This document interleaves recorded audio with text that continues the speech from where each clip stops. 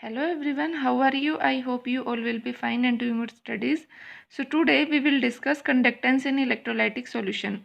So what is electrolytic solution? Electrolytic solution are those solution in which electrolytes are dissolved in any solvent. We take any solvent and dissolve electrolytes in it. Electrolytes are what? Any acid, base or inorganic salts are electrolytes which dissociate into ions in water. अगर हम इनको water में dissolve करते हैं तो ये ions में क्या हो जाते हैं, हमारे पास डिसोशिएट हो जाते हैं. ठीक है. अब कंडक्टेंस इन इलेक्ट्रोलाइटिक सॉल्यूशन को हमें स्टडी करना है. अब देखो हमें कंडक्टेंस पहले क्या होती है, कंडक्टर्स क्या होते हैं. What are conductors? Conductors are those compounds और those substances which conduct electricity and other is insulator. What are insulator? Which do not conduct any electricity or electricity does not pass through them. And third one is semiconductor. Semiconductors क्या होते हैं? These are placed between conductor and insulator. Their conductivity is less than conductors but more than insulators. ठीक है. तो इनकी placement कहाँ होती है, यहाँ पे. सबसे ज़्यादा करंट पास किस में से होता है, कंडक्टर में से. उसके बाद नंबर आता है सेमीकंडक्टर का, फिर आता है इंसुलेटर का. सो अभी हमें क्या पढ़ना है, कंडक्टेंस पढ़नी है. सो कंडक्टर्स जो होते हैं इलेक्ट्रिसिटी कंडक्ट करते हैं. ठीक है. इलेक्ट्रिसिटी का कंडक्शन हमारे पास दो रीजन से हो सकता है. फर्स्ट क्या होता है, मेटेलिक कंडक्शन होती है एक, एंड एक होती है इलेक्ट्रोलाइटिक कंडक्शन. ठीक है. So what is metallic conduction? Metallic conduction is that conduction in which flow of electricity or flow of charge is due to transfer of electron. Means इनमें electricity metallic conductor में किसकी वजह से होती है, free electrons. जितने ज़्यादा हमारे पास फ्री इलेक्ट्रॉन या वैलेंस इलेक्ट्रॉन होंगे उतने ही ज़्यादा हमारे पास क्या होगी, इलेक्ट्रिसिटी जनरेट होगी मेटेलिक कंडक्टर में. Second one is electrolytic conductors. अब इलेक्ट्रोलाइटिक कंडक्टर्स क्या होते हैं, इलेक्ट्रोलाइटिक कंडक्शन क्या होती है. इलेक्ट्रोलाइटिक कंडक्टर्स में क्या होगा कि हमारे पास जो कंडक्शन होगा वो ड्यू टू फ्री इलेक्ट्रॉन ना होके ड्यू टू आयंस होगा. ठीक है. इसमें क्या होगा, हमारे पास इलेक्ट्रोलाइट्स होंगे. इलेक्ट्रोलाइट्स को हम मान लो किसी भी सॉल्वेंट में डिसोल्व करते हैं, वाटर में डिसोल्व करते हैं तो डिसोसिएट होकर किस में टूट जाएगा, आयंस में.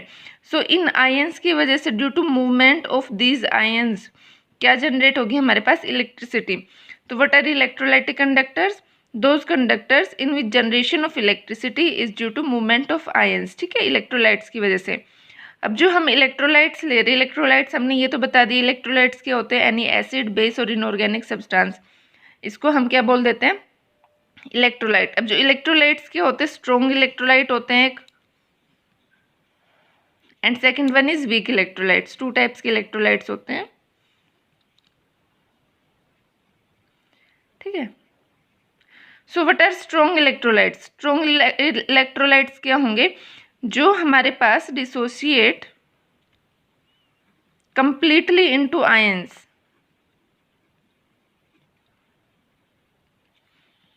इनका डिसोसिएशन क्या होता है, कंप्लीट होता है. जैसे कि हमने स्ट्रॉन्ग एसिड की हम ले सकते हैं, स्ट्रॉन्ग एसिड हो गया HCl. इसका डिसोसिएशन हमेशा क्या होता है, कंप्लीट होता है. H पॉजिटिव और Cl नेगेटिव में क्या हो जाएगा, डिसोसिएट हो जाएगा. ठीक है. उसके अलावा H2SO4, H positive, SO4 2 negative, 2 hydrogen निकलेंगे H positive.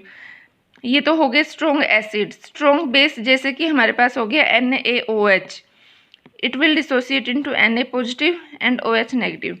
What are weak electrolytes which dissociate partially और इनकम्प्लीटली इनटू आयंस. इनका कंप्लीट डिसोसिएशन नहीं होता. ठीक है.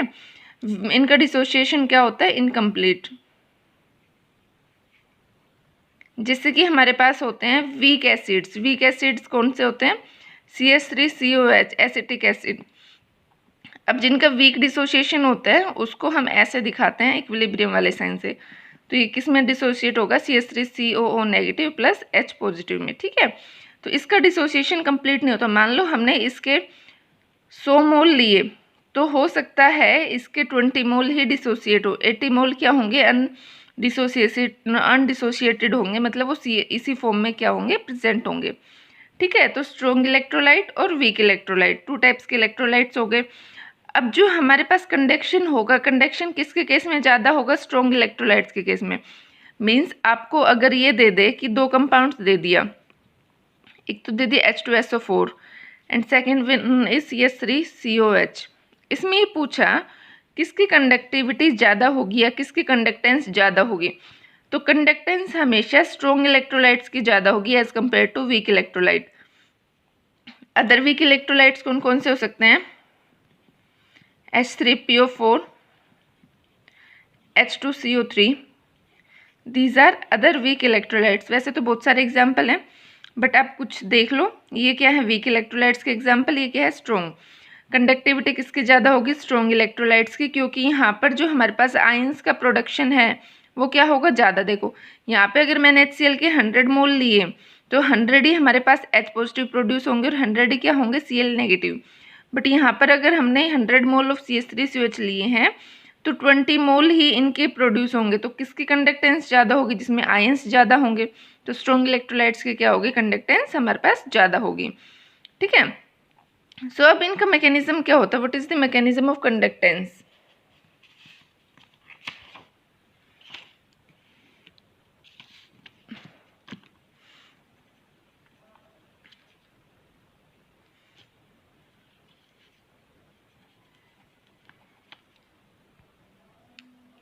ठीक है, मैकेनिज्म देखो हमने पहले भी इलेक्ट्रोलाइसिस में पढ़ा था। इसके मैकेनिज्म को समझने के लिए हमें क्या लेनी पड़ेगी? एक सेल लेनी पड़ेगी। We take a cell and in this cell 2 electrodes. कोई भी हमने 2 इलेक्ट्रोड लिए, मेटेलिक इलेक्ट्रोड लिए हैं। इन इलेक्ट्रोड्स को on the outer side we connect with a battery. ठीक है, ये हमने क्या कर दिया? बैटरी से कनेक्ट कर दिया। जो लेफ्ट वाला होता है ये हमारे पास होता है एनोड एंड राइट साइड वाला होता है cathode. In the electrolytic cell anode is positive and cathode is negative. On the other hand galvanic cell जो हमारे पास होती है, जो हम आगे स्टडी करेंगे, उसमें क्या होता है? एनोड जो होता है वो नेगेटिव हो जाता है और कैथोड कैसे हो जाता है? पॉजिटिव। तो ये चीज़ आप ध्यान रखना, एनोड पे हमेशा क्या होगा? ऑक्सीडेशन। कैथोड पे क्या होगा? रिडक्शन। ठीक है। तो मान लो हमने यहाँ पर क्या लिया है? NaCl ही लिया है, NaCl का सॉल्यूशन लिया है। ठीक है, इसमें क्या होंगे? इलेक्ट्रोलाइट्स है, आयंस की फॉर्म में एग्जिस्ट करेंगे। Na पॉजिटिव Cl नेगेटिव, यहाँ पर क्या है? पूरा सॉल्यूशन भरा हुआ है। हमने क्या किया कि बैटरी से इलेक्ट्रिसिटी जनरेट की। अब जो इलेक्ट्रिसिटी है, इलेक्ट्रिसिटी किस साइड से किधर जाएगी? Electricity will move from anode to cathode. ठीक है, इधर से हमारे पास इलेक्ट्रिसिटी फ्लो होनी शुरू हुई। जैसे ही इलेक्ट्रिसिटी इन इलेक्ट्रोड्स पर पहुंची तो ये क्या करेंगे कि जो सोडियम आयन है, सोडियम आयन किस तरफ अट्रैक्ट हो जाएगा? कैथोड की तरफ, क्योंकि कैथोड नेगेटिव चार्ज है तो पॉजिटिव को अपनी तरफ अट्रैक्ट करेगा। So sodium is attracted toward cathode and Cl negative is attracted towards anode. ठीक है, अगर यहाँ पर Na पॉजिटिव अट्रैक्ट हो गया और यहाँ पर Cl नेगेटिव अट्रैक्ट हो गया, सो नाउ व्हाट हैपेंस? जो हमारे पास एनोड है, एनोड के ऊपर Cl नेगेटिव आया, Cl नेगेटिव एक इलेक्ट्रॉन लूज करके क्या बना लेगा? Cl। नाउ 2Cl नेगेटिव, ठीक है, 2Cl plus 2 electrons, this 2Cl combine to form Cl2 gas. So Cl2 gas is liberated at the anode. On the other hand, at the cathode, sodium will gain an electron or convert to sodium metal. So sodium will deposit on the cathode and Cl2 gas will liberate on the anode. Okay. So this process happens in the presence of electricity. अगर हम electricity पास करते हैं तो ही ये reaction होती है। तो mechanism conduction का समझ आया। कंडक्शन किसकी वजह से हो रही है? इस सॉल्यूशन में कंडक्शन हो रही है हमारे पास due to movement of ions, not due to free electrons. ठीक है, जो एनोड होता है वो हमेशा पॉजिटिव चार्ज होता है, वो बैटरी के पॉजिटिव टर्मिनल से कनेक्ट होगा। जो कैथोड होगा वो नेगेटिव चार्ज होता है, वो हमेशा बैटरी के नेगेटिव टर्मिनल से कनेक्ट होगा। जो हमारे पास इलेक्ट्रॉन्स का फ्लो है, इलेक्ट्रॉन्स का फ्लो होगा एनोड से कैथोड। क्योंकि देखो यहाँ पर जो Cl है, Cl बनी, उसके बाद यहाँ पर इलेक्ट्रॉन्स लिबरेट हुए। अब इलेक्ट्रॉन्स यहाँ पर एक्सेस में होते जा रहे हैं, तो इलेक्ट्रॉन्स क्या करेंगे, इधर से इधर मूव करेंगे। ठीक है, इलेक्ट्रॉन्स ज़्यादा है तो आउटर सर्किट में इस डायरेक्शन में जाएंगे। एंड हमें पता है कि करंट इलेक्ट्रॉन से हमेशा अपोजिट डायरेक्शन में जाता है, तो करंट की डायरेक्शन क्या होगी, कैथोड से एनोड, एंड इलेक्ट्रॉन्स की डायरेक्शन क्या होगी, एनोड से cathode. Okay, so this was the mechanism of conduction of electricity in electrolytic solution. So now हम कंडक्टेंस पढ़ रहे हैं। व्हाट इज कंडक्टेंस, इसका मैथमेटिकली हम अब देखते हैं। ठीक है, इससे पहले रेजिस्टेंस आपने पढ़ा होगा। रेजिस्टेंस क्या होता है,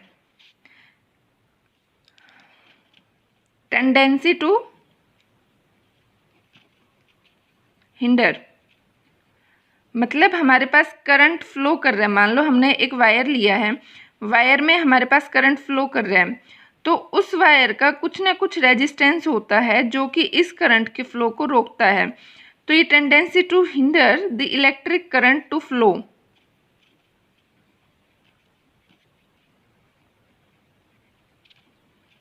ठीक है, वो क्या हो गई, रेजिस्टेंस। इसको हम डिनोट करते हैं आर से।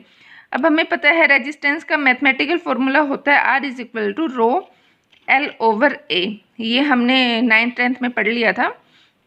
रेजिस्टेंस क्या होता है, आर एल ओवर ए। अब देखो कंडक्टेंस क्या होता है, रेजिस्टेंस से उल्टा होता है, ये बात समझ लो। तो कंडक्टेंस क्या होता है, कंडक्टेंस होता है as with which electrons flow. ठीक है, कंडक्टेंस क्या होती है, वो कितनी आसानी से हमारे पास इलेक्ट्रॉन्स का फ्लो हो सकता है, इसको हमने सी से रिप्रेजेंट करेंगे। ठीक है, तो पहले रेजिस्टेंस को समझ लेते हैं। Resistance is equal to rho L over a, where r is resistance. जो रो है हमारे पास, रो को हम बोलते हैं स्पेसिफिक रेजिस्टेंस।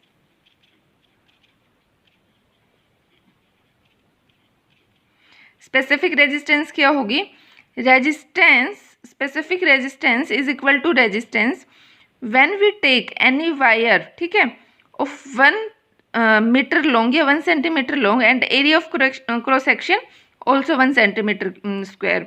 मीन्स हमारे पास जब हम L1 ले लेते हैं, 1 सेंटीमीटर ले लिया हमने, एरिया ऑफ क्रॉस सेक्शन भी 1 सेंटीमीटर ले लिया, तो जो ये वाली डिजिट है, ये वाली जो टर्म है वो 1 हो जाएगी, तो रो किसके इक्वल हो जाएगा, आर। ठीक है, स्पेसिफिक रेजिस्टेंस ही होगी। अब हमें पता है रो की जो आर है, आर की यूनिट क्या होती है, रेजिस्टेंस की यूनिट होती है ओम। ठीक है, ओम होती है, ऐसे भी इसको रिप्रेजेंट कर देते हैं। अब देखो रेजिस्टिविटी क्या होगी,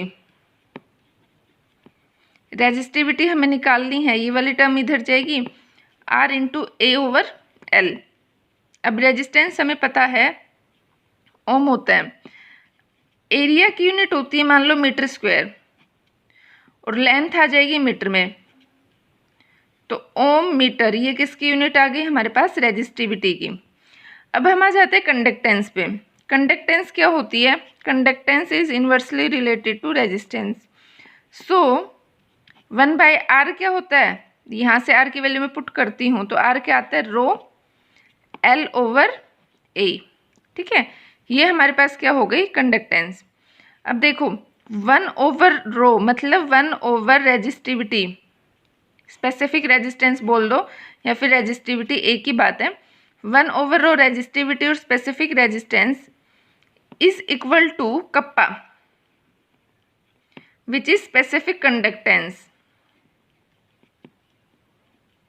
ठीक है, तो C हमारे पास क्या हो जाएगा, specific conductance into A over L,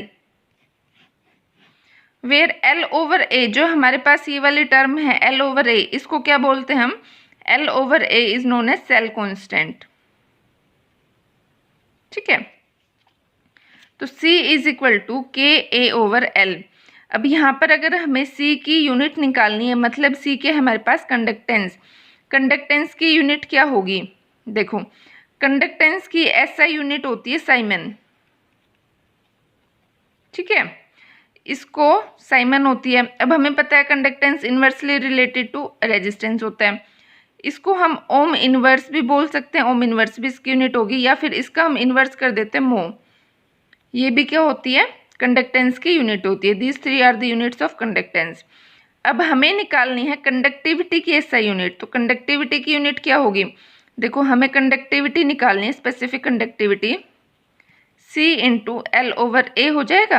अब C क्या है, साइमन, लेंथ मीटर में ले ली, area of cross section metre square, तो साइमन मीटर इनवर्स। ठीक है, this is the unit of kappa, specific conductance. Okay, so now हम समझने की कोशिश करते हैं स्पेसिफिक कंडक्टेंस होती क्या है। What is specific conductance?